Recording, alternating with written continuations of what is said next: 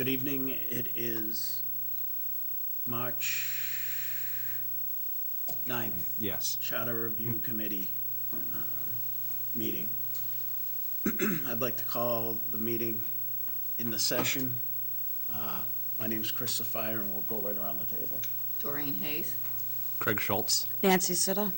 Excellent.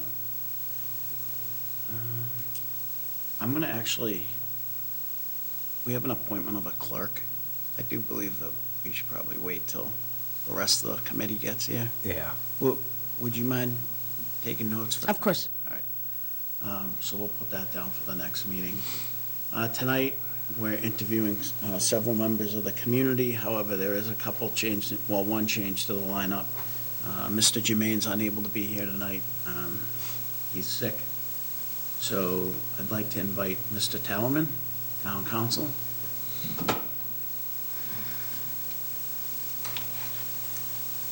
Hello. How are you, sir? I'm good.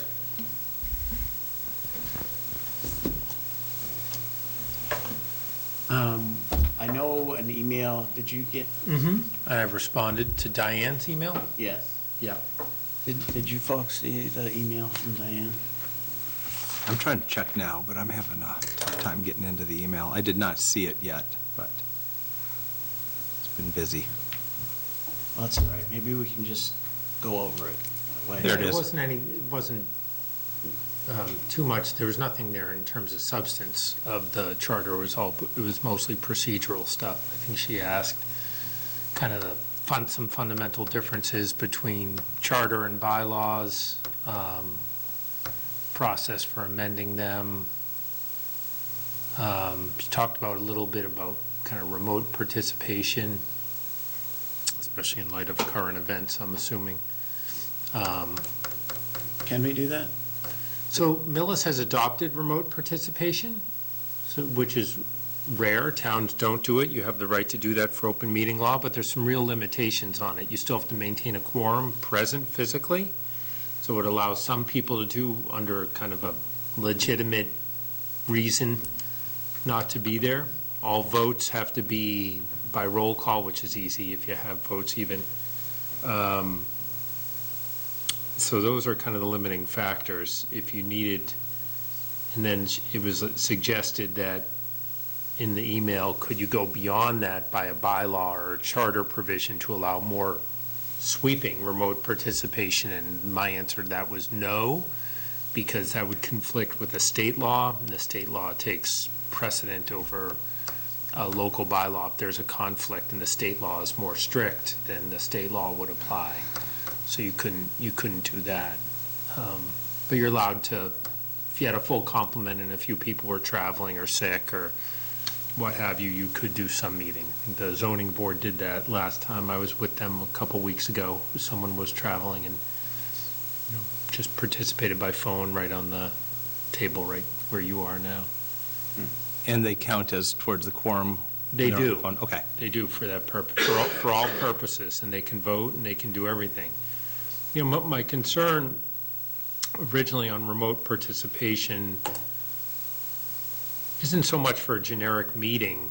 It's really for more in the hearing context, where if you don't have like a full complement of like audio-visual tools, it's hard to see plans. Like if you're a zoning board or a planning board and someone is holding something up, how do you describe that to them? Or if there's people giving testimony or comments, how do you assess, kind of whether or not, if there's a conflicting view? So sometimes there'll be two engineers or something at a hearing and they'll be saying different things. Greatest project ever, worst project ever. And how do you assess that without being there? Who's got more credibility? Now, for a generic meeting, it's not that big of a deal. I'm more worried about it in the context of public hearings on things. So for a board like this, it could be useful because you're not really holding hearings per se. But it is even a simple iPhone or Samsung phone has such good audio now that you can have a decent level of participation. Yeah, and we use at work, we're covering the entire state, so we try not to have people drive from Western Mass to, but we use Zoom all the time, and we have a little camera that's just on the desktop, and it actually pivots towards the person that speaks. You know, it's like $400 for that whole unit, and then the Zoom is pretty low cost. So Yeah, I that, mean, something like that would open it up easily. You can now link like a Blink camera or some Yeah. other similar camera to Google Hangouts now, Mm-hmm. and have it, you literally set it down there, it's a super wide angle Yeah. view, there's all kinds of things you can do pretty cheaply with stuff that you could buy at Best Buy or Target now or Amazon to have a decent experience. So it's getting a little easier, and it certainly beats the having to continue every hearing and meeting, especially if you have a multi-session hearing like the land use boards have. Yeah. So you're not constantly, someone gets sick at the last minute, and has to be at home, it means you don't have to cancel everything. But you still need a physical quorum present. So if you guys were doing it today and Diane wanted to participate, she's at home because Pete was sick, she could do that just by putting a phone on the desk. And I assume that she would have to be on the phone for the entirety of the Yeah. meeting. Yeah. Yep.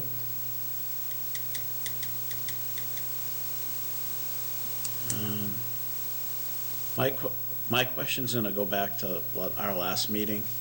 We talked about, potentially removing an individual from a board if they didn't attend many meetings. Mm-hmm. And, we talked about maybe the bylaw, maybe it goes in the charter, where should it be put? I mean, that's the kind of structural thing. So one thing that I said to Diane in response to her email questions to me on the difference between bylaws and charters is, even though there's a lot of redundancy, it's more like a Venn diagram than just one does this and one does that. There's overlap. That the charter does deal more with structural issues, whereas the bylaws is implementation, how you accomplish something, or rules. So I could see that being in the charter. I could see it being in the bylaws too. The only cautionary tale I give or cautionary advice I would give with respect to anything you want to put in the charter is just make sure you're comfortable with it being there for a good long time. Because it's hard to change a charter. It's easier to change a bylaw. I mean, that's the kind of thing I think would stand basically the test of time. The towns that have similar either bylaws or charter provisions like that, if you miss more than 50% of the meetings in a 6-month or a year or the last 6 months, whatever you go with. I see that as kind of structural. If you wanted to put that somewhere in the charter, I think that would be fine. I don't think that anyone would find it to be onerous. It's discretionary too. It's not an automatic removal thing. It's just the appointing authority may remove them. So I could live with it. I mean, from a legal perspective, I don't have a strong feeling one way or the other on it. Would you put it like in Article 4, the election and other elected offices? Probably not under election because, Well, Section 5 has like vacancy, Section 6 resignation. yeah, but first of all, you couldn't do it for elected offices. Yeah. It could only be for appointed offices. You can't undo elections. That would be a violation of state law. I would probably, if you're going to do it under Article 3, so the selectmen have the powers of most powers of appointment. So you could put it in there. Could be under general, under Article 5. You could tuck it in there. I would say probably 3 or 5 somewhere, but in the bylaws, you can put it wherever. I mean, there's so many places in the bylaws. I suppose we come up with some things we'd like to add or change. We're not lawyers. Do you help us make it legal, or how I does it? do, I do. So we say we'd like a article to remove people from boards, and you'll draft something, or Yeah. we'll give you the, perfect. Yeah, and sometimes you'll say, look, we collected these, just a Google search would give you 5 of those, who, what do you like, what do you see? I mean, one of the things, Craig, that we do in our whole model of this whole flat fee arrangement is that we want to have that give and take with you all. No one pays extra in this town for calling me 4 times versus 1 time, because I don't work by the hour with the exception of a few excluded items. So I want to be part of the team. Yep. So as you guys are working on things, lay them on me early, and, so that we can discuss them along the way. I'm happy to be part of that. I'm obviously, I'm mindful of where the policy line and the legal line ends. I might give you the benefit of my experience here and there, but if you all make the policy decisions, and I'll help you put it in a good defensible form. Good. In terms of the town meeting, the end time for the town meeting, we were also discussing putting an end time on the town meeting and maybe picking it up the next day, so we're not there, or folks aren't there till midnight, and maybe it accommodates the people that have children. We have had some late ones. Yeah. Recently. What in your experience, what if any towns have limits, and what so time do there they aren't- shut it down? There aren't too many of those out there. You could certainly do it. I find as my town's town moderator that people's eyes glaze over after a certain time. That said, I'm guilty when it's been 10:45 and there's 4 articles left, and I know I'll get 20 people there the next night if we don't finish. So one thing you might want to do, and I think it's good to have that out there as a possibility. So what you could do, just kind of thinking out loud, is have maybe 11 o'clock as being an end, provided that if there's less, you could say if there's less than 3 articles left, the moderator at their discretion, or a vote of 2/3 of the remaining people could vote to go beyond that time. I would have, if you have an end date, you should have a procedure. I would hate to see a situation where there was 1 article left and it meant something, because you will not get people back the next Right. night. The article that I saw that did this, and I don't know where it was, I don't know whether it was a bylaw or a charter, but I saw it in something that I was looking at. They had a 10:30 cutoff, but it took a simple majority to extend. And then you voted on each, prior to each article, you'd say, we're moving to Article 47. It's 10:45. Would you like, there's 2 more left, shall we continue? Right. And then there's a vote, and then hopefully simple majority carries, and you finished up that night. Yeah. But if the last article is Council on Aging building to be built, you might want to defer till the next night. Well, and the other thing I've seen, and some of it is a little bit of the way that the selectmen make the order of the articles. Sometimes later in the evening, there's inconsequential articles. Sometimes for strategy purposes, there might be consequential. So in the town of Easton, I think it was a couple years ago, we were on the second night, and it was already, they're normally a one-night meeting to begin with, but they had some big financial articles on. So we were in the second night. It was getting late. There was like 5 or 6 articles left. People were tired and starting to stream out. And we knew we wouldn't get people back for another night, and we knew that patience was running thin. And selectmen said, we're just going to adjourn it, and we'll pick up those articles in the Yeah. fall. Nothing was, so there's like Yeah. some minor housekeeping stuff that could wait. Yeah. So sometimes towns get faced with that. I've seen that. But pick a time. I think as a moderator, I mean, I get tired, and people are sitting there. They've got kids at home. They've got to go to work the next day. I don't like, I mean, I'll stay there 3-4 hours or whatever. But once you pass that 3.5, 4 hour mark, you're not getting productive discussion. People are getting cranky and they want to go home. Would you see that as a bylaw or a charter area? I would do that one. I'd probably go to bylaw on that. That's what it sounds like, yeah. Because that's something they may want to see how it works in practice, and there could be tweaks to it.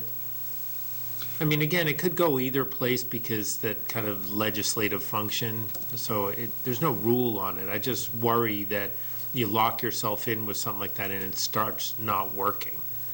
And that could actually even be moderator discretion, too. He or she could take a vote to continue.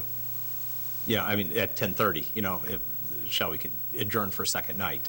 Yeah. Yeah. I do that at my town meeting. If I think that the meeting's getting long in the tooth, and, and I see that, or if I see people gaming it so that that they've lost a certain amount of people, it's not really representative, and it's 3.5 hours in, I'll say, hey, we're going to move it. We're going to adjourn it. Everyone's tired, so I'll take a motion to adjourn right now, and it almost always passes. You can just tell when town meeting runs out of steam.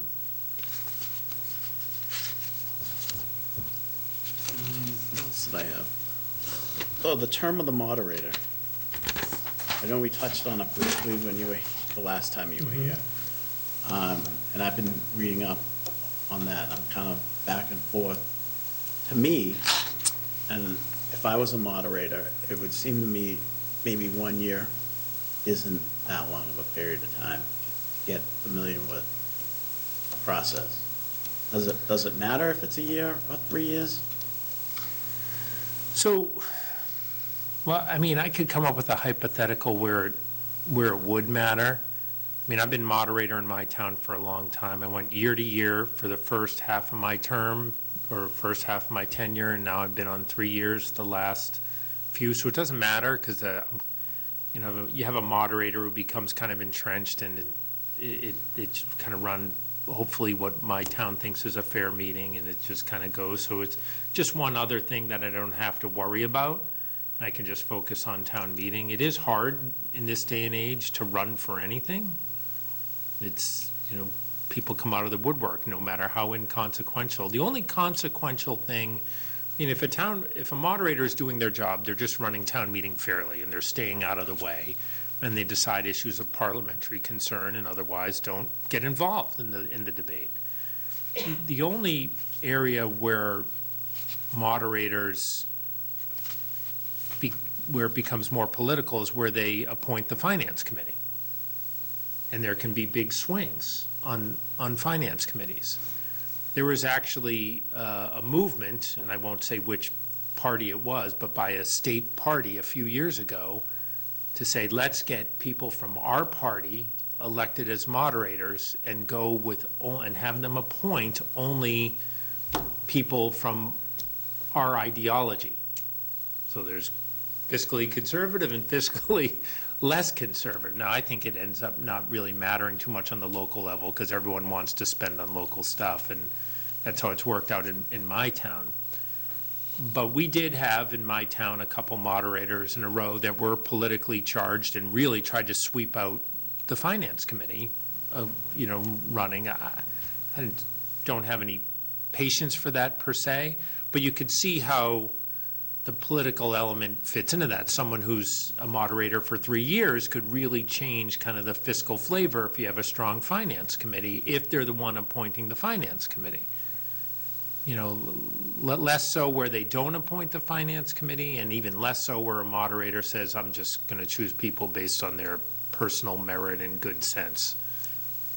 We've been fortunate that we haven't had to deal with much of that with our 4 or 5 moderators that we've had since I've been here. Yeah, it's been maybe 6, yeah. But it's been a pretty good situation all the way around. But I agree. I think that personally, I like the 1 year, because if you do have a moderator that is not working out, you're not locked in for another 2. But I guess they got comfortable with you and decided to extend it for 3.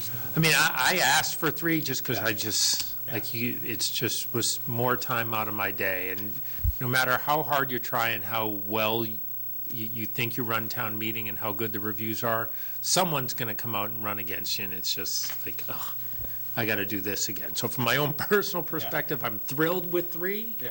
but I can't come up with a good argument really for one versus the other, except for convenience sake. So, But I agree with Chris. There's a learning curve. And I don't think 1 year is enough. 1 year's enough if they're not working out. I mean, we've been lucky. I've seen an absolutely horrid town meeting being run in another town where the moderator was in for 3 years, and it was, he cut people off, finance committee off, he cut selectmen off, Yeah. and he was voted out after his 3-year term, but it was a unbearable. I just 3 years. finished a term in a town I represent, had a moderator who not only let what was traditionally a one-night town meeting bleed into 4 or 5 nights, but that moderator really put their thumb on the scales. And the town had to suffer through it. Now, ultimately, I mean, that could happen in the Board of Selectmen. I mean, it could happen anywhere.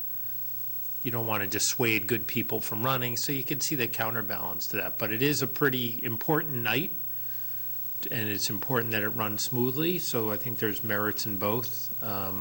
It's all just kind of comfort level. You don't want to dissuade people from running.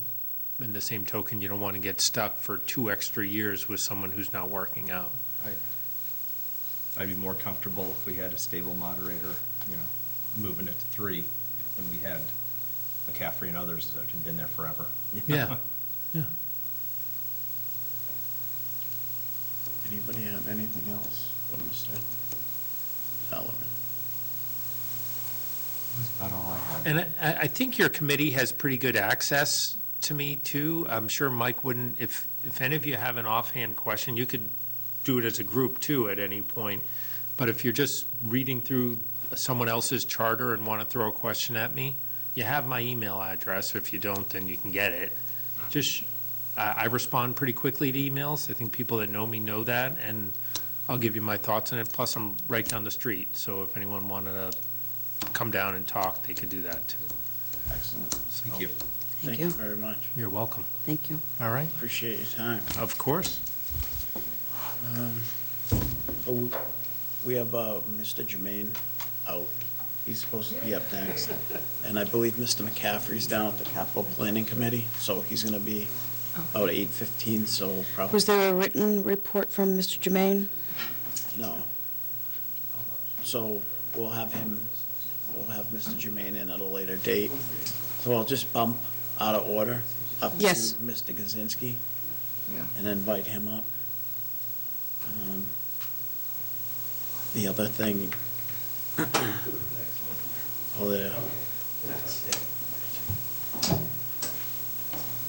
Mr. Kaczynski, sir, Thank you. we apologize, we're going out of order a little bit. Moving quickly. Yes, All right. thank you for taking time, coming in. Thank you. I know the committee has asked me for some of my thoughts in regards to the current charter and any professional opinions I might have for any changes that might improve the charter for the committee's consideration as it goes through its work.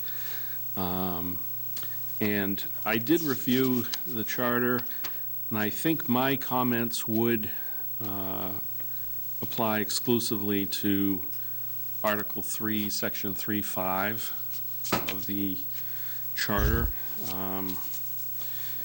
which is the chief administrative officer, which I think makes sense. And I have reviewed those. I have a lot of thoughts. What I will be at least recommending for the committee's review and discussion is basically a replacement of the current Section 3.5 with a new section. I have looked through a number of different charters, and based on my 25 years of experience as an administrator, I think I have a decent idea of what types of things work well administratively and what things don't. So I think I'd like to expand upon what's there currently Some of what and again, I apologize, I don't have anything in writing for the committee tonight. What I would recommend is I can put really a draft proposal together of a new section 3.5 for the committee prior to your next meeting for you to review and think about prior to your next meeting, and I'd be happy to come back to your next meeting and go over it with you and answer any questions you have. But essentially, what I'm looking to recommend is a little bit of an expansion and some more detail on section 3.5, and looking at some other models of how other towns operate, really to be able to administratively work better. There are certain things in the current structure that I think are cumbersome, things that I need to go back to the board for and that delay certain things from happening that I don't think are necessary. And I will also say that these ideas and thoughts are mine and not the board, not the select board's. So just to be clear on that, I am simply representing my professional thoughts on these matters. So, like I said, some of the things I'll be recommending, may be appropriate for a charter. Some of them may be appropriate for a bylaw later, and that's something I'll leave to your discretion as you look at it and think about what types of things should be in a charter and what types of things maybe should be relegated to the bylaws at a later time. So, again, I apologize for not having anything in writing for you this evening. But again, I think, and I don't know the whole history of this original charter. My thought, though, is that when this was put together, that Section 3.5 is really, it's light as far as providing guidance, details, really talking about lines of authority. I think it needs a little more structure, a little more meat to it. As far as the different roles, responsibilities, lines of authority, ultimately it's something that, this committee will be discussing with the select board about and then presenting some sort of proposal perhaps to the voters. But certainly I'm happy to give my thoughts on it and provide that to you prior to your next meeting, which is, I can't remember off the top of my head when your next meeting is. It's a couple weeks. 2 weeks. The 23rd. 23rd. Yeah, so I will plan on getting, and I apologize, this is a very busy time of year for me. I will plan on getting those out to you by like the 18th, 19th in that time frame, so you have, 4 or 5 days to look at those and come up with any questions or comments you have for the meeting. But based on the very little information I've given you this evening, do you have any questions for me at this point? It's all well and good, but we have a half hour before our next person comes I in. So I know. was expecting more. And Selectman McCaffrey just informed me that he said he wouldn't come in till 8:15. Well, I will go back and let him know. I'd be happy to go back and let him know. You may want to take a 5-minute, 10-minute recess. That's up to you, unless you have other items you want to talk about. I'd be happy to go let him Well, he's know. doing the Capitol, so that. He's in the middle of the Capitol Yeah, meeting. I wouldn't pull him out of that one. Yeah, I know there's a I've got a vested presentation. interest in that, too. If I may, speaking with Mr. Talaman, in the other communities that you've worked in, has there been a removal process either in the town charter or in the town bylaw? So if somebody doesn't show up, say for half the meetings a year? I have seen that. I have seen if right, say in a period of, over the period of either 6 months or a year, if someone hasn't shown up to, say, 50% of their meetings, that the committee can vote to remove them. And it's really more not trying to punish anyone, it's really making sure you have enough active people that you can get quorums to your meetings. Right. And there are safeguards saying if someone knows they're going to be in Florida for 2 months and they're retired, and they can notify the chair and get excused for those meetings, that doesn't count against them or whatever. But that's, those are the types of charter provisions of bylaws I've seen. And it really, it does help at least give some guidance to boards and committees to know that if someone has kind of lost interest or has become unable to attend board meetings, there's a way to replace that person without having to wait 3 years or whatever for the term to expire. So I certainly don't think that's an unreasonable provision to consider. And a lot of times it does not require to be exercised, it's optional. It's like they're not automatically off the committee, it's just the committee then has the authority by maybe a supermajority vote to, have that person be removed from the committee, and then notify the appointing authority that there's a vacancy now. So I certainly think that's something reasonable for the review committee to look at. Another topic we were discussing was potentially putting an end time on the town meeting. I've seen that on the committees. I'm sure Attorney Talaman has a lot more experience with that than I do, being not only a town council, but a moderator himself.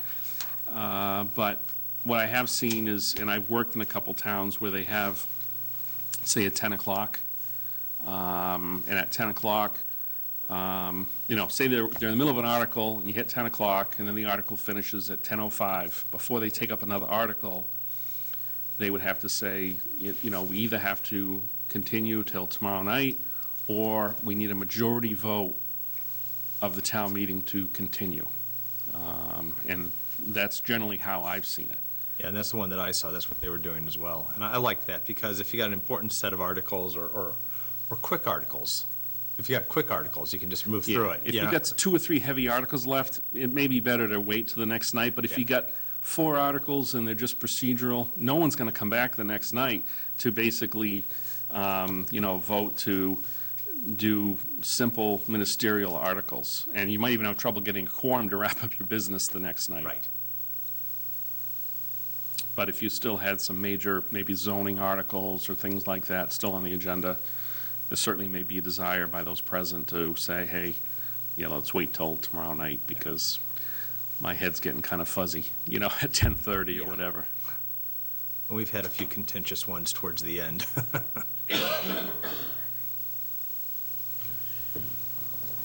Anybody have anything else from Mr. Kaczynski? No. Can I ask a question? Sure.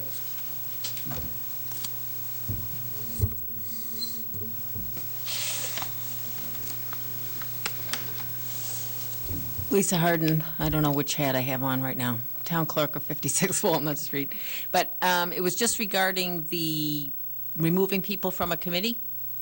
And Mike may know the answer. If the appointing authority, usually the selectmen, can the members of the board themselves sort of override what they did, or would their vote be to recommend to the selectmen that they remove this person? How does that work? Again, if this is something you'd like to pursue, I would definitely repeat that question to town council. Having said that, from what I've seen, the few bylaws I've seen, the bylaw does allow the remaining members of the committee to take that vote. Certainly, if the board is aggrieved by the action, the board can immediately turn around and put that person back on the committee if they want. But at least because the select board, I think it's a struggle to track every single board and committee and the attendance of everyone. And so it's really almost like a self-policing action amongst the committees. And again, if the board feels that it was, the select board feels that it was an action based on something other than attendance, if it was just a difference of opinion or things like that, the board can immediately just reappoint the person to the post. So that's kind of the safeguard to that. So that's my understanding of, and usually you couldn't do that, but if it's actually in a bylaw, then they can grant the committee the permission to remove someone even after the selectman had appointed them based on these particular factors. Yeah, I've seen it. The way I saw it was it had to be for attendance. I mean, it couldn't be on Yeah. difference of opinion. So it was pretty black and white why it was allowed. And then the committee did it.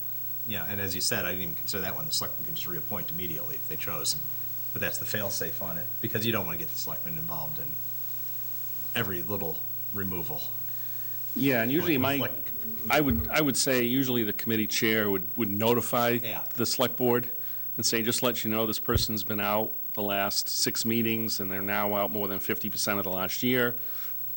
You know, and they don't have to do this, but usually that's what happens. They said, we're letting you know that we're going to be taking a vote on whether or not to remove this person at the next meeting.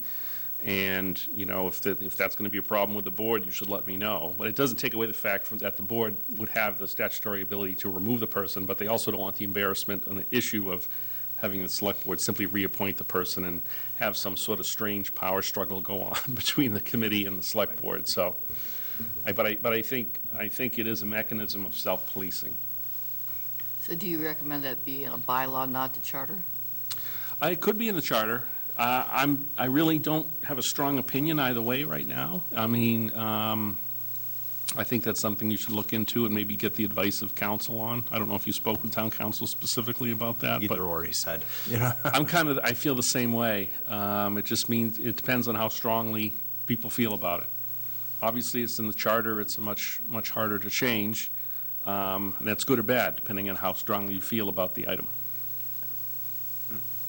Yeah, I think it's the charter level, because I've been on a few committees where we've had spots that could have been used by somebody who would actually contribute, taken up by somebody who attended one meeting and then missed the entire next 2 years' worth of meetings. And it didn't interfere with our work any, because they just weren't there, but it interfered from representation that they're supposed to bring to the committee. They're taking up a spot that somebody could have used. Right. And again, nothing to do with the difference of opinion on policies or whatever, purely just if they've disengaged from the committee for a long period of time, they're essentially no longer really a member of the committee, and this simply allows someone to take that spot that's not being utilized. And when you meet monthly and you've missed 6 of them, you're not contributing. You know? Yeah. I wouldn't know if we had a difference of opinion. Yeah, true. All right. Well, thank you, sir. All right, thank you. Appreciate it. Yep. Let's skip down and review and approve the minutes. Can we All do right, that? yeah, that's absolutely fine. I'll move that we, you got them? There was a question, the stats that you had provided for me in an email, where were those stats from?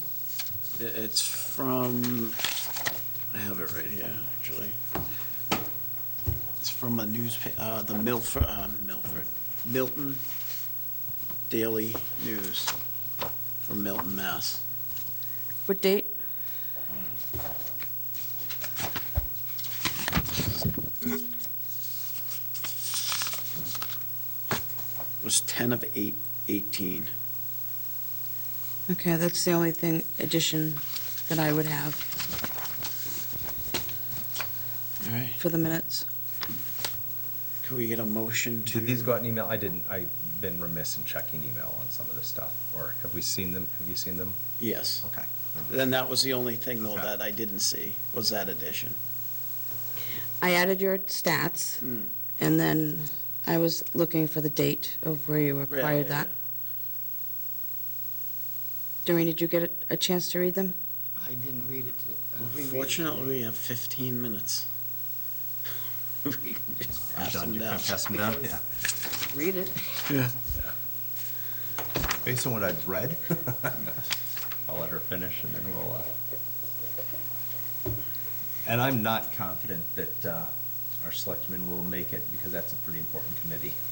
And not that this one isn't, but if they're in the middle of doing capital planning that meets, we're under a tight time crunch on that one for the for the May town meeting.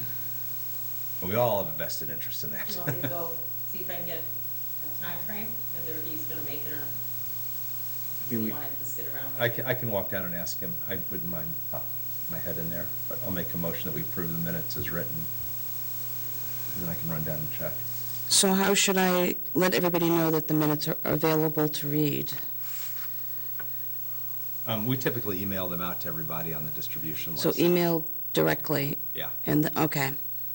And then on that email, on the town email, if you punch in charter review, and it Yeah. comes up as our group.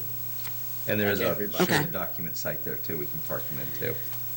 All right, I apologize, I just put them up Um, in the folder. Yeah.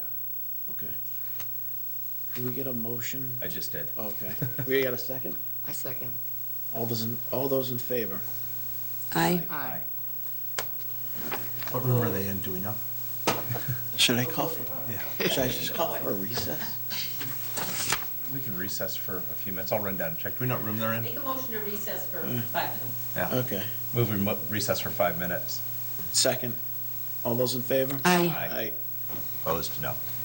You have to do a vote. Yeah. Opposed? You have to.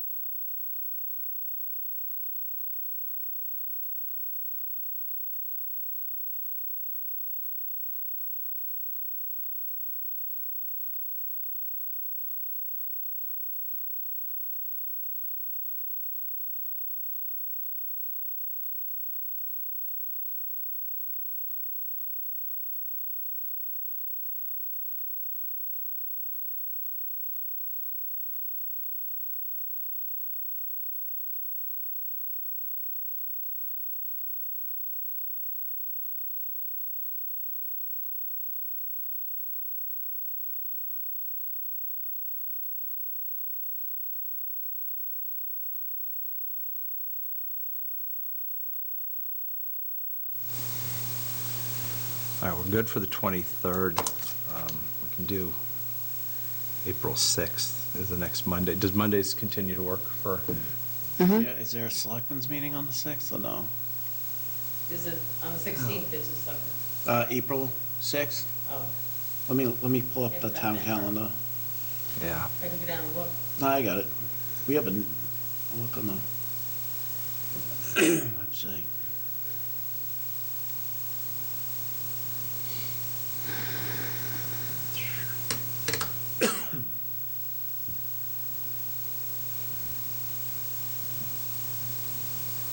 Is the website down? Yeah, it has the flu. Oh, I got it. I was just kidding. Mr. McCaffrey may know.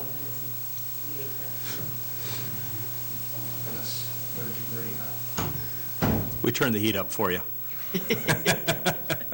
We got some questions. No. Actually, we have no agenda. So, March 6th, there's no selectmen's meeting. April 6th? April 6th, I'm sorry. Let's do that. Okay. You want to get really aggressive and Yep. pick another date? Yeah, let's too? go out one more. So I'm doing April, So I was told that Diane was coming to give Pete's comments, and that neither of those things happened? Correct. Correct. but we juggled, we only had this awkward 5-minute, thank you. I'm thankful. 10 more minutes, I would have been gone. Well, The 20th is. the water tanks are big, and they cost a lot of money. Yeah, I mean, when you were talking about water tanks, I was, Well, the water tanks, buses, whatever. reminds me of our fond years of drinking water committee. So April 20th? Now, Walnut that's the Street. holiday. And Farm Street. Uh-oh. Oh, we're So you juggling wanted- quorums over there, too. Cora. So we into May? Unless we do the What about 27th. the mid, or midweek? I can't do that week. I did the last one, but I can do the 27th if we need to. So there's a select board meeting, When? but we could still meet. I don't think we need, they don't need, they're not on the committee and we're getting their views ahead of time. And Mike is going to give us ours by his paper, so we can, So just meet in room, one of the wherever. little rooms? So we were supposed to be always on, I think public access can rig up a camera. They can, but I'm not going to let the one available room with television dictate the schedule. No, Yeah. I'm saying, Yeah. like, in the little Yeah. room, they can rig it up as long as we tell them. So you want, how's the 27th work? okay. Yeah. 7:15? Yes. Excellent. I'll let them know. So the 6th we're in here, and the 27th we'll book room 2. Okay. 206. Thank you.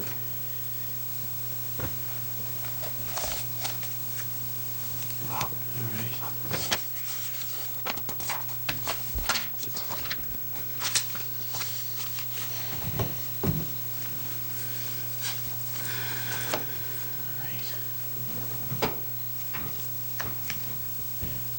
Thank you for joining us, sir. Thank you for having me. Adjourn, call to order or Resume. resume? I make a motion to resume Second. the meeting. All those in favor? Aye. Aye. Opposed? Excellent. Thank you for joining us and being flexible. We're down a couple people tonight. But all the critical players are here, right? Oops. Got Diane. I think I offended half the group. Yeah, you offended the other two. We'd like to discuss, from your point of view, get some input from your experience on the board. Yep. All your years of town service, on some of our points that we've identified in the town charter. Yep. And some of your own views that you think we may be able to improve on. Okay. So, one of the items that we have been discussing is the moderator position, 1-year term, 3-year term. Yep.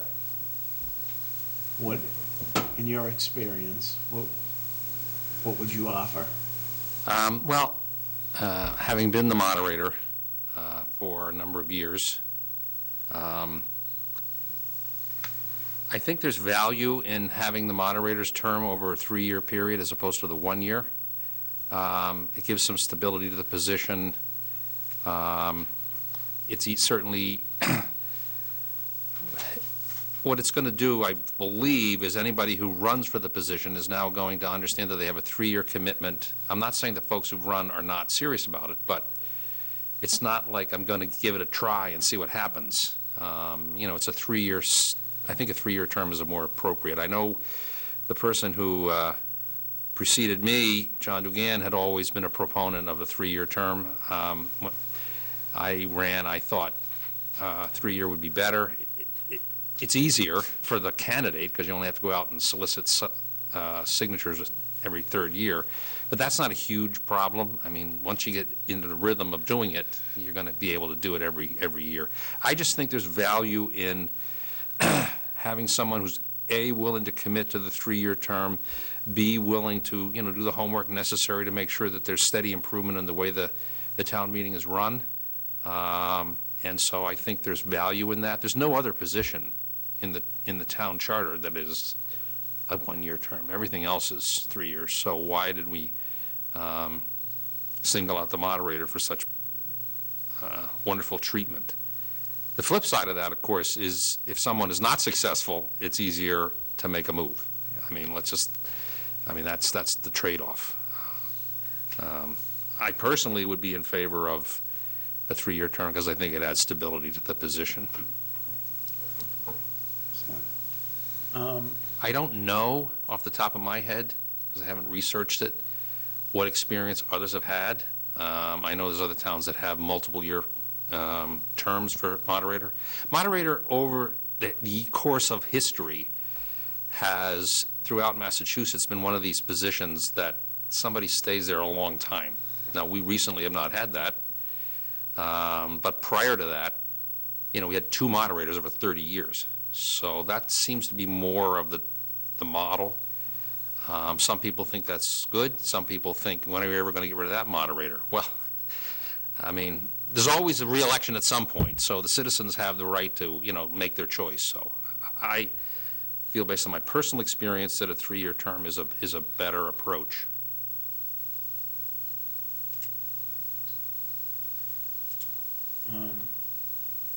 In terms of the town meeting.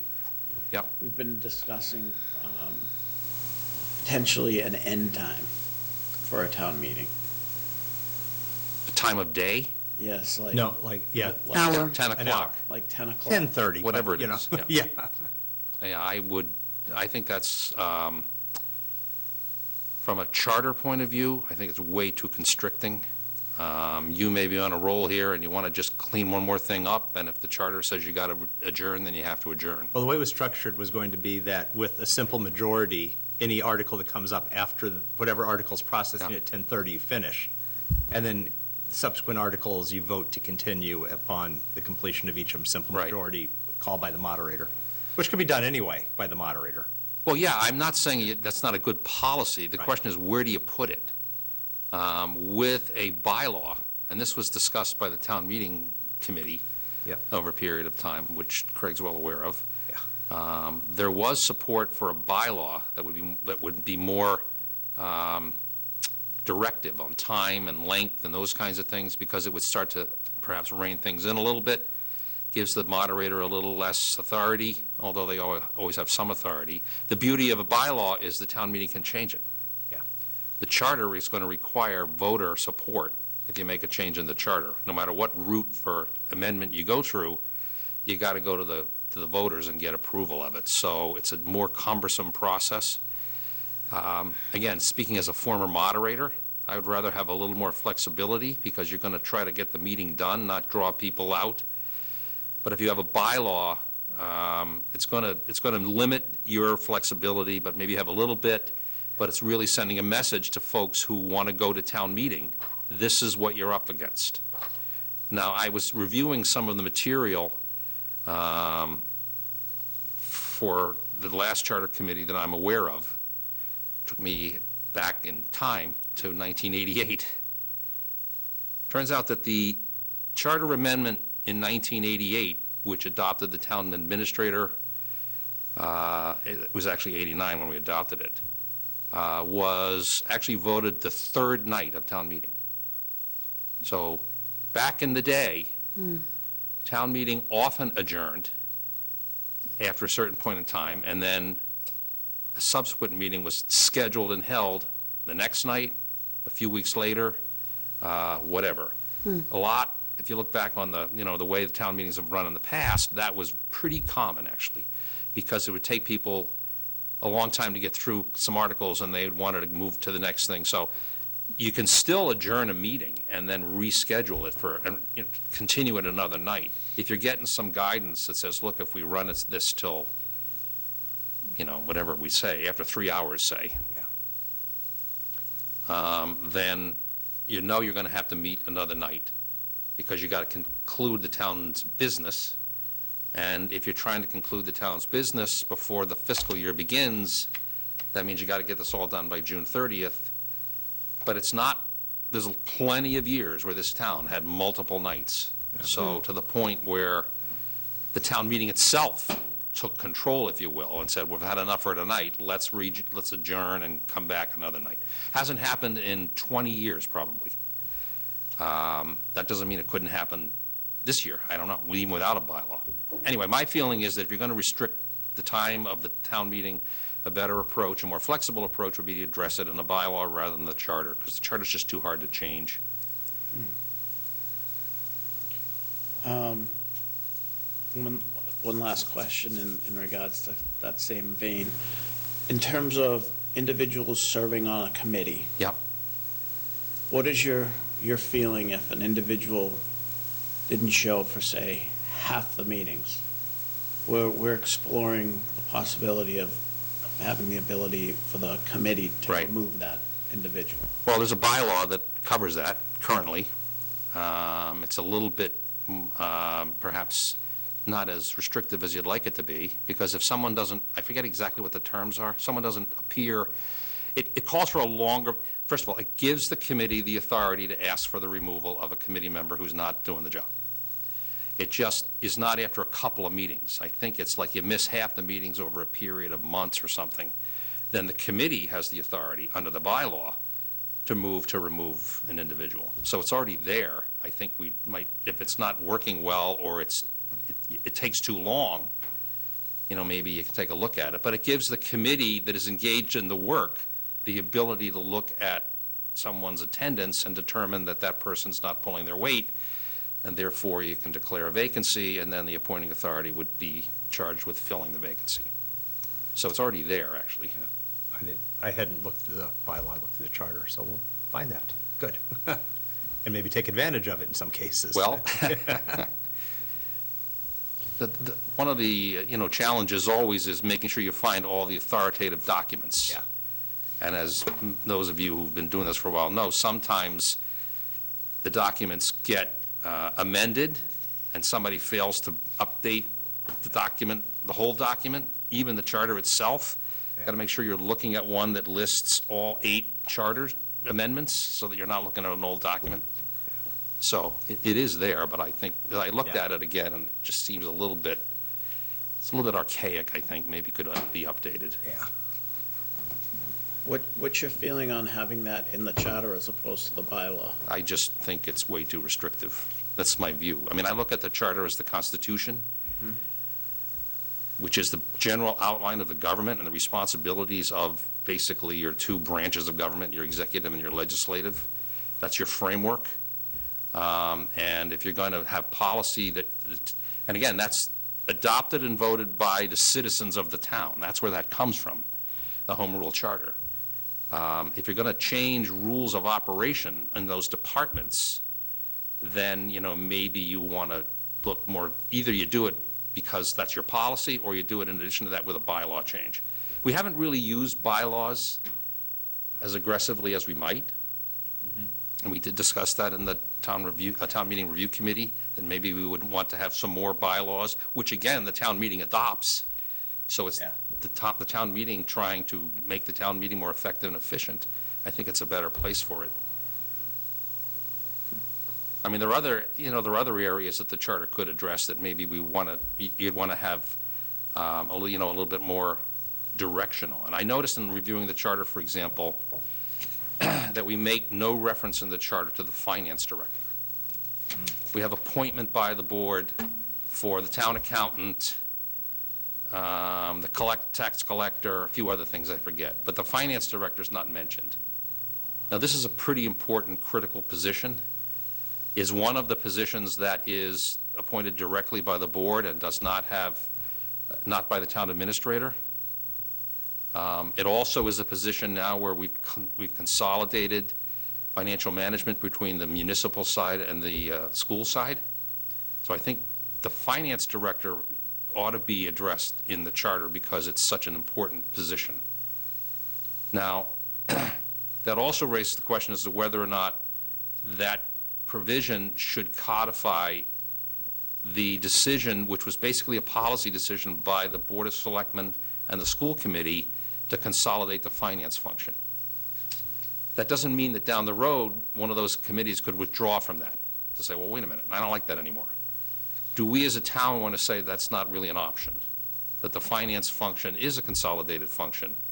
The charter provides for it, the charter provides for the appointment, and the charter says what the responsibilities of the finance director are going to be.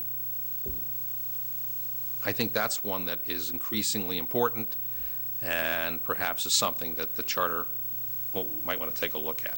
I noticed in some other reviews that I was looking at in terms of committees in other towns, they've been looking at this issue, not directly the same way I'm phrasing it, but they've been looking at fiscal management, financial management. Is there a way to make this a little bit more, I would say, codified so that you can't change it as a board changes or a committee changes, it's not going to blow with the wind. And if the issues get a little bit contentious between the board and the committee, school committee, they got to work it out. They can't just withdraw from the union. That's just, it's one of the things I think you might want to take a look at in terms of the structure of the executive branch, if you will. Could you get us a copy of the job description that she's working, the Yes. finance, because that would be something much like we have the town administrator's job description. Yep. Or a summary of it, not the verbatim, but something like that. It'd be much easier to give you the verbatim, I think. Somebody have to go and summarize it. There is a job description. Depends how many pages it is. Mine is a half page long, which leads to a lot of ambiguity. Well, but there is ambiguity in it, and there's statutory requirements for the finance director. We're not totally free to design it any way we want. It's just that we've moved to a model here, which I think the charter has not kept up with. Right. I think it makes sense to include something. I do like the idea of codifying that. That makes sense to me. Which leads me to the next thought, which is something that I think we should at least think about, is, we have informally held now a series of meetings between the Finance Committee, the Select Board, and the School Committee to try and work out common knowledge of the financial condition of the town, some policies. We're running into the first little hurdle there where we don't have a total agreement on the policy. But overall, I think that the process has worked reasonably well. This committee, this three-board group, in my opinion anyway, has now reached the point of maturity where it ought to codify itself. It ought to be an element of what we do. Now, whether that goes in the charter or a bylaw, I don't know, but it ought to go somewhere as far as I'm concerned. And I've seen, again, some other towns where you begin to see that kind of cross-functional group listed, codified, set forth in a way that says, okay, we all now know it's not just the whim of the current members of these committees, but it's a permanent policy which we would like to follow. And there's some indication from the Division of Local Services that that kind of a policy actually is viewed favorable by the financial community. It looks like you've got more discipline in the financial management of the enterprise. Just a thought. So just basically codifying that it meets 2 or 3 times a year, or whatever is the right. Yeah, there'll be a committee of this and this and this, and their responsibility is to meet on Thursdays, whatever it is, and then they work out through exactly how they're going to work out. So if we believe it's a good idea, it doesn't just live with the current configuration of the boards, it lives beyond that because it's an institutional element which becomes part of the fabric of the way we manage the town's business.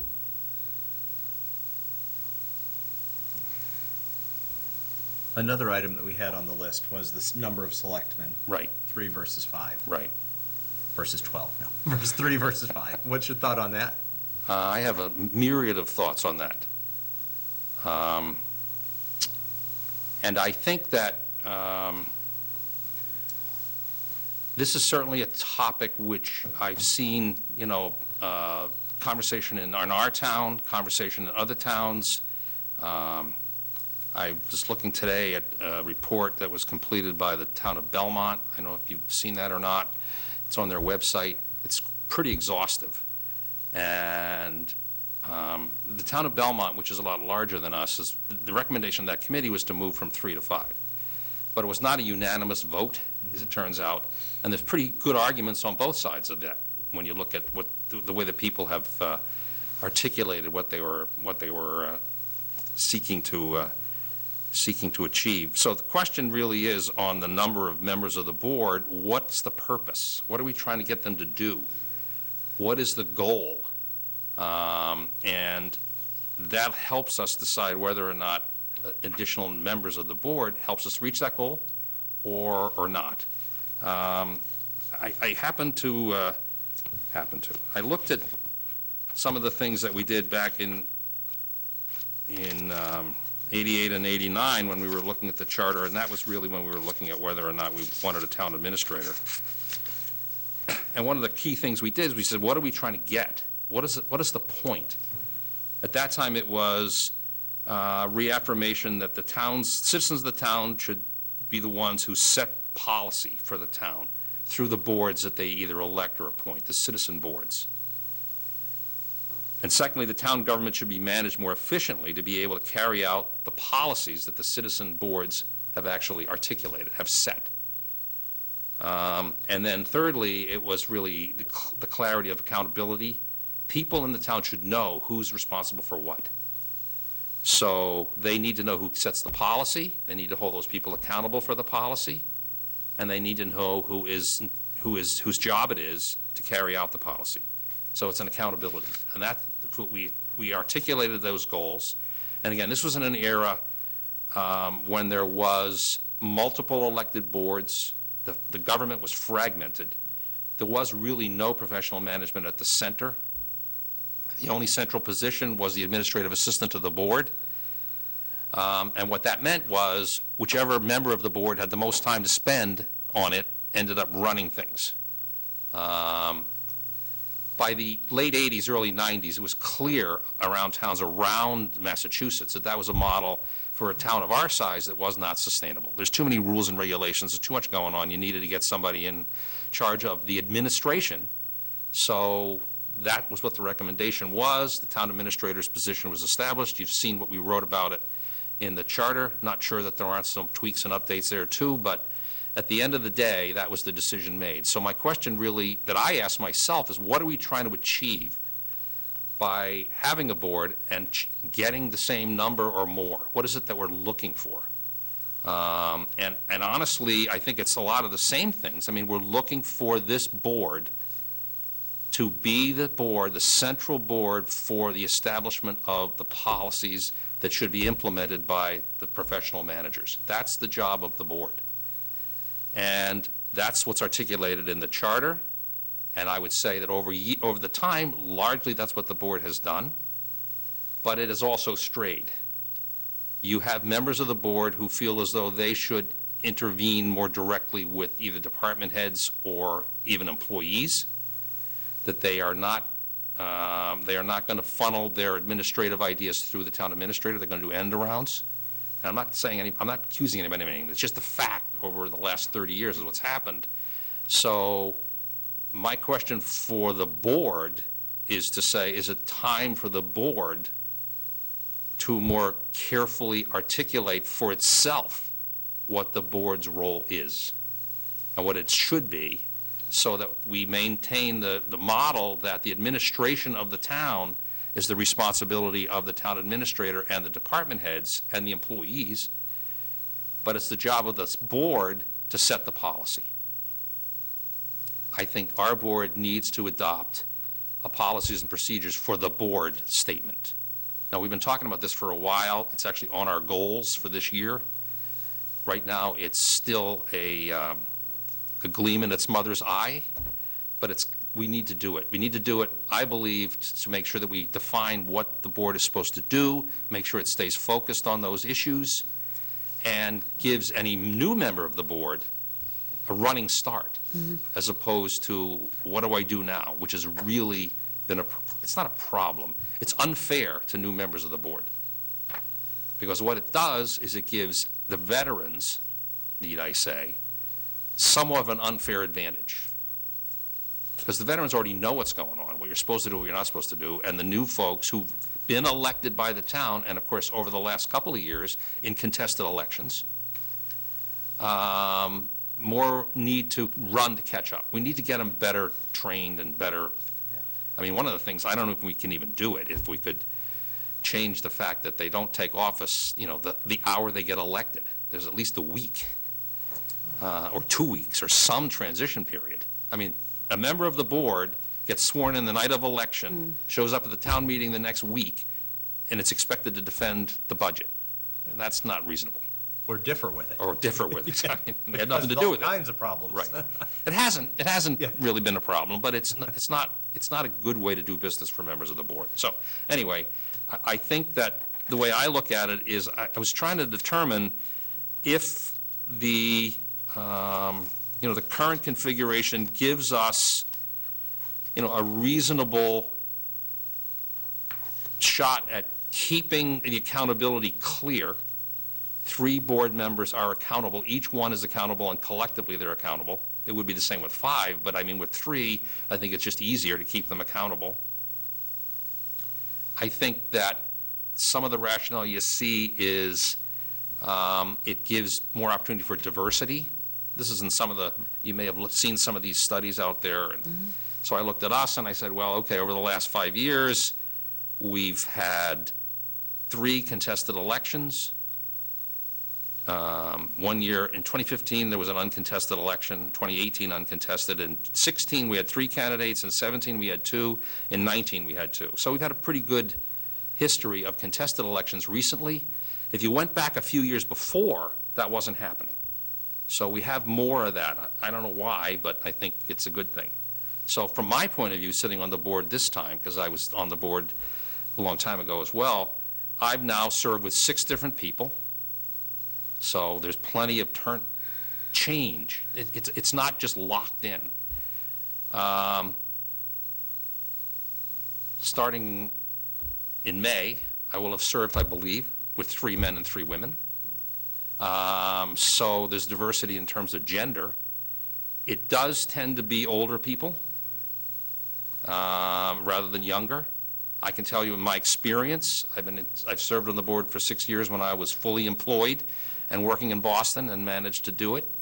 And I've served for almost 6 years when I was in Millis, retired, and been able to do it. So I'm not sure that it's your commitment is really what you're looking for. What is the commitment that you make to the job? Some of the arguments in favor of more members are it splits the job apart. It gives the board more opportunity to, attend other meetings and whatnot, and to, maybe lessen the burden.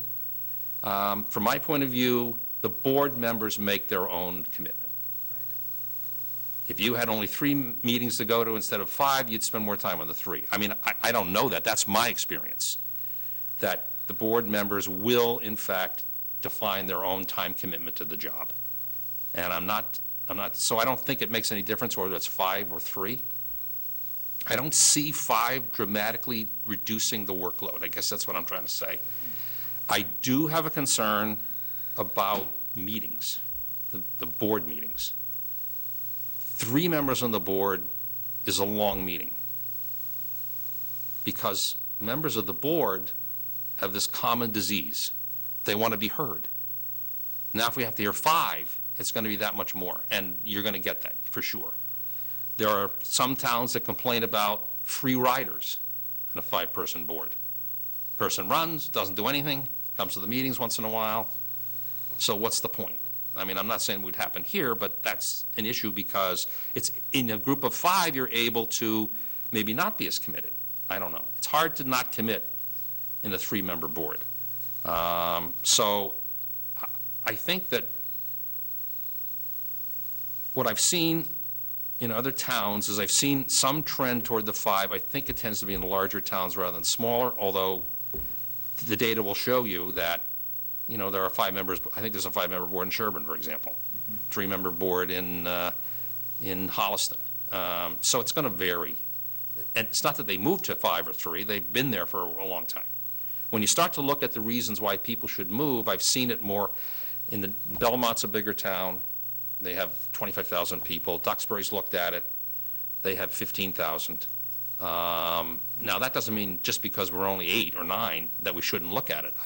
What are we trying to get out of it? What's it going to do for us that we're not getting done now? And honestly, I look at what we've accomplished over this period of time. I mean, we've consolidated the finance department. We've hired a town administrator, chief of police, library director, veterans agent, public health director, finance director, and expanded the DPW director's responsibilities. So it's not that things are not getting done. There's a lot getting done by this board. We completed, literally, the town waived its right to purchase Glen Ellen in this period because we had rights to do it because it was 60B or whatever it is. We waived the right, and now we've gotten behind the project and off it's running. So we've added the new housing in Acorn Place. We've got a lot of development going on. We've published our first comprehensive budget document that now gives citizens, if they want to go read it, the opportunity to look at everything in one place. Guaranteed to be good reading before you go to bed, because it'll make you sleep soundly, because there's too much in it. It scares me. But we've built a brand-new school. We've developed a comprehensive regulatory framework for marijuana businesses. We now have a business in town. The business is starting to generate its HCA payments. We've set up the stormwater utility. So when I look at what have we not done, there's things we haven't done, surely. We've even began to make a move toward getting the website up to a better place. We've created an economic development position in the town to help us grow non-residential businesses, because we need that. And, of course, we have managed to not get our roads fixed because we haven't invested in them. And I don't see how getting 5 members on the board is going to help us do that. I guess what I was trying to do as I was going through it is thinking, what is it that I'm going to get out of expanding the board? And I'm not particularly in favor of it. I'm not particularly against it. I just want to have a good, solid reason to do it that keeps the accountability on the people who are on that board to deliver for the citizens. That's the way I look at it. So I found that the anecdotal information I was reading in the other towns was pretty interesting. Nothing I hadn't thought of. And as I said, both Duxbury and Belmont that I read ended up recommending 5-member boards. But the Duxbury one was a report by the Division of Local Services. There was more reform they were looking for in Duxbury than just the board. They needed some help with finance. They had town meetings in March, which is like impossible to do because you don't have any idea what your revenue is going to be. So they had a lot of problems there. Belmont took 2 years, and there's a lot of good back and forth among various people. They've interviewed, 20 former selectmen, town administrators, department heads. They held a citizen-wide forum. They offered an online survey to get people's input. So they really did a big outreach. And there's very interesting debate if you read the material, none of which leads, and then people made up their mind. And the committee split, but the committee ended up coming out in favor of a 5-person board. Now, I don't think they have a charter. They probably did it through special legislation, but that's neither here nor there. If you're going to make a change, you figure out how to change it rather than worry about what the hoops are you got to go through. So those are kind of my, just off the top of my head, thoughts. Happy to, though, answer questions or things that you have heard from others that you would like to bring up that, maybe I could reflect upon. So, I've been reading a lot of articles online about towns that have gone through this, say, in the last 5, 6 years. Right. And for a population of 5 to 10,000, you may have seen this already, 48% of those communities had 3-member boards. 52 had 5-member boards, which I thought was pretty closer Like than 50/50. Yeah, and then out of all the communities in the state, it was almost the same as well. 53% have 3-member boards, and 47% have 5-member boards. And some of the points that you were speaking to, I wrote down that, like, on my list as well. I figured if it went to 5, you'd have a better distribution of the workload. That was something that seemed reasonable. Better accessibility to the selectmen if you went from 3 to 5. Greater efficiency, but you guys have been With pretty communication, efficient, right? with communication, though. Right. More flexibility and opportunity to be on other subcommittees with more individuals. In the cons, meetings could be longer, which you identified. And I guess my con, too, having a 5-member board, is having difficulty staffing 5 selectmen. I could be totally wrong, but, some years you have 1 person running, some years 2. Right. Are you going to get 5? I'm not saying you wouldn't get 5, but are you going to get 5 committed Consistency. individuals? Well, I don't know. I mean, I think if you don't, the question is, are you willing to take the risk and find out that it isn't working? I don't know. I think that, distributing the workload, et cetera, you have to look at what the rest of the governmental infrastructure looks like. Now, if you are in a small town with a 5-member board and there's no town administrator, then what that board is doing is dividing up the administration of the town in addition to the policy making of the town. So I think it's important to take the next look at, okay, what's the position that reports to the board, and how does that board make not only the citizens' input effective, but also enables the administrator to be effective with goal setting and those kinds of things. I honestly feel as though, I think about it in the context of, we have the other major board in town is the school committee. I don't mean to say that it isn't the finance committee too, but I mean in terms of elected positions. And you could say, well, the school committee works fine, and they have 5 people, and what are they getting by having 2 more than 3 than they would have? What are they getting they wouldn't have gotten? My response to that is, and I don't want to trivialize what they're doing, but they're looking at one function, education. There's a lot of elements to it, and there is some trade-off between whether they want to have, I don't know, the boiler fixed or had a teacher, but the select board is more broadly based. It's trying to deal with a bunch of different items. So I don't think the school committee's effectiveness really helps you to really determine whether a 5-member select board would be as effective. I think, and I honestly do not agree with the notion that it spreads the work. You're going to work as hard as you want to work as a member of the board. And if you're on one committee, you could spend all your time on it. Now, I know that that's not agreed to by everybody who's been on the board, but that's just my view. The commitment is in the individual. And Yeah, I ask myself whether we could get 5 committed individuals. I hope so, if you were going to do 5. And, honestly, looking back over the years, you could probably argue that of 3, we had occasional one that wasn't that committed. I'm not going to point fingers at anybody. But I haven't experienced that in 12 years on the board. Every time I was on the board, I never had any issues with other members not pulling their weight, that weren't committed to the work, that, worked through the issues. I have one significant concern about a five-member board that sometimes people bring up, and maybe you've heard this too.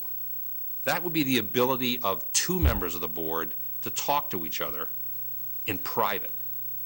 And that's supposed to be a benefit, an advantage to a five-member board, to a three-member board, because two members can't talk to each other about anything that, they can talk about the weather and they can go out to dinner, but they can't talk about what they're deliberating over. It seems to me that that is exactly what you don't want, is people meeting together to agree on something or to hash it out or whatever out of the public view. That's the whole point of the open meeting law, so that the issues are discussed openly and in public. And I think that there was one gentleman who, I think it was in Belmont, he was a former member of his board. He said, members need to learn how to handle difficult, complex issues at the public table. He said it's both doable and healthy.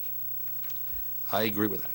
I don't see how the townspeople benefit by having members being able to converse with each other.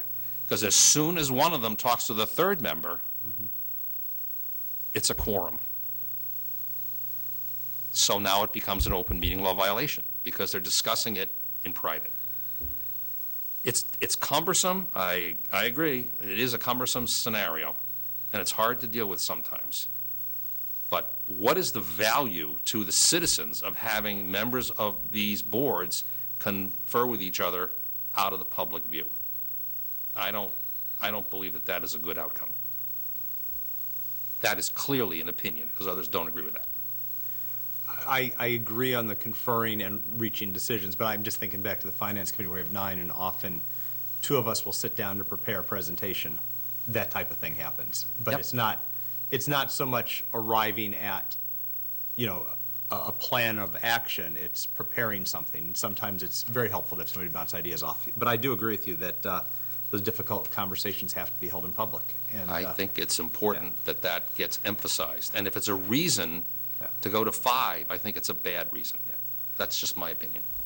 And to the chief's point, we've had no problem filling 5 on the school committee, so I think there would be people. I'm not saying that there won't be one who slides, Right. lets it slide, but I do believe we'd be able to find 5 people.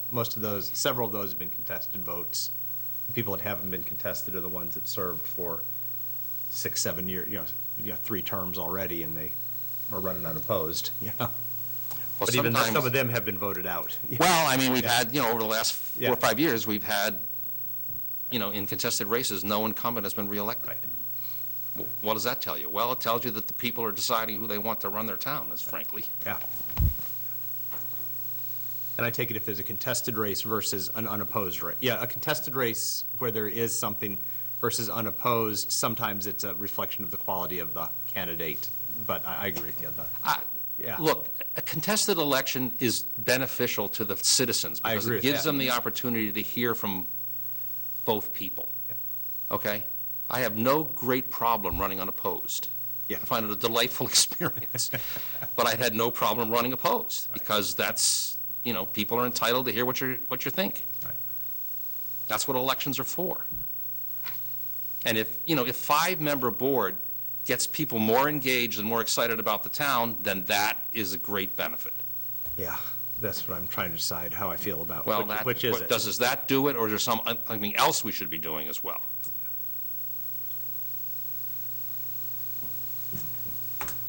Any other issues? No. Anybody else have any questions? I have one last question for the committee, and it's a legal question, which is troubling me, I guess, at the end of the day.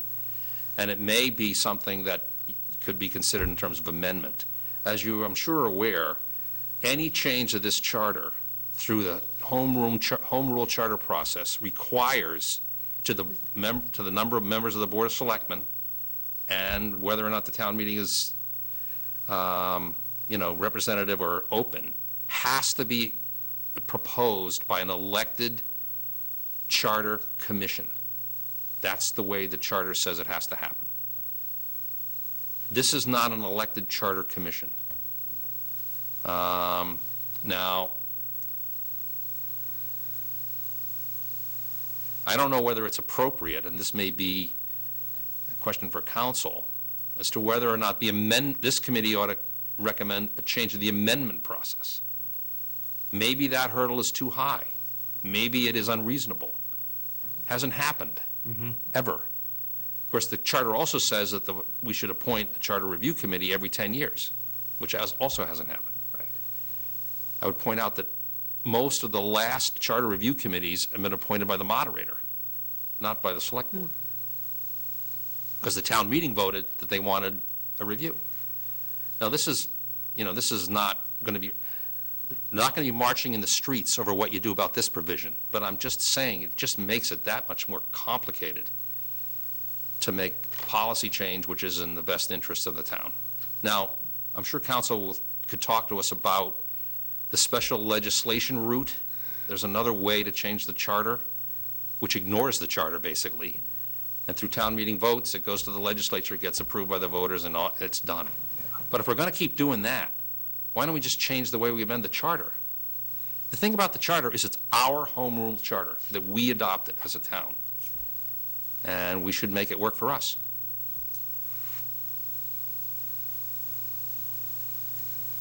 The one argument in Belmont that was strongly against expanding the board is that it would require them to pay more members of the board. That's not a serious problem here, because they were paying them $4,000 or $5,000 and giving them health insurance. That doesn't happen in Millis. I'd consider running. So, Thank you very All right. much for your time. We appreciate it. Thank okay. you. So what's the next step for you guys? We are, we're going to have to reschedule. We'll continue to interview. Yeah, we're interviewing the rest of the selectmen, town moderator, and town clerk in 2 weeks. That's our next round of interviews. And then Are you going to be talking as a group to either selectmen from other towns or town administrators from other towns, or found that to be pretty helpful? We were doing our charter change back in the day, because it just gives you some perspective. And I'm sure they'd be invited, and they'd be happy to come and share their thoughts. That might be a good idea on some of them that have the 3 versus 5 selectmen, and that's Well, you could easily do it between Medway Yeah. and Holliston. I mean, there you go. And we're also talking to the finance chair as well. Finance Committee Chair. Yeah. Yeah, I think I think we're evolving on how we're approaching this, Yeah. quite honestly, and I think that, looking at the term, running a little longer on this process than shorter, I think it might make sense to bring in more people. We're not gonna hit, obviously, the next town meeting, we're thinking maybe November, but, if we do this right, we'll have to see what the schedule is, but we can try to bring in some other selectmen, I think might make some sense. Well, I think you should also, if you decide to recommend some amendments, again, something that we did, we took it as our responsibility as the proposers to also become the proponents for Right. the change. And that's why we. Not figured it just- has to be. Yeah, Yeah. not just, with communication and whatnot and forums to make people understand what it is they're going to have to do, knowing full well that you're going to need, however you go, I think you're going to need the town meeting and the voters to approve it. Yeah, that's why we think that it's not a rush process. You know, there was some thought that it'll get done quickly, but it's not going to be, just because you. You run the risk of not bringing the folks along with you. Right, exactly. Not only that, but I think we also talked about, like, it's not an easy thing to go through, even though it's only like 15 pages. We want to do a thorough Right. job and take our time, and if it takes till November, the next meeting, town meeting, so be it. We'd rather all deliver. Well, if you're tackling the select board, the town clerk, Yeah. the moderator, I mean, these are significant things. Right. So it's not like you're looking at really important issues. Right. Okay. Well, thank you. Okay. Thank you. sir. All right, we've approved minutes and we've picked meeting dates. Do we have anything else? Only leave one thing. I move that we adjourn. You have a second? I second. All those in favor? Aye. Aye. Opposed? There you go.